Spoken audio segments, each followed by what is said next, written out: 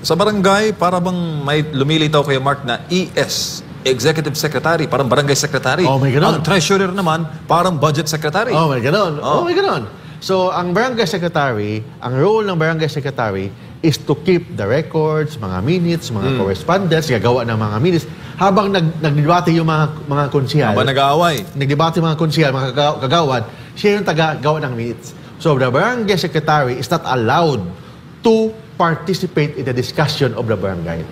Kasi may ibang mga secretary na mas paingay pa sa debate doon sa sangguniang barangay. The secretary is not allowed to participate in the discussion kasi hindi naman siya kagawad. Barangay secretary siya. Ang trabaho ng barangay secretary to prepare the minutes, correspondence, yung record ng barangay. Hindi siya kasama sa debate doon sa mga kagawad kasi hindi naman siya kagawad. Ang trabaho niya tagagawa ng minutes. So dapat hindi siya kasama sa discussion sa barangay council or yung tinatawag na sangguniang barangay. Nakada yung mga barangay secretary nga, buot-buot.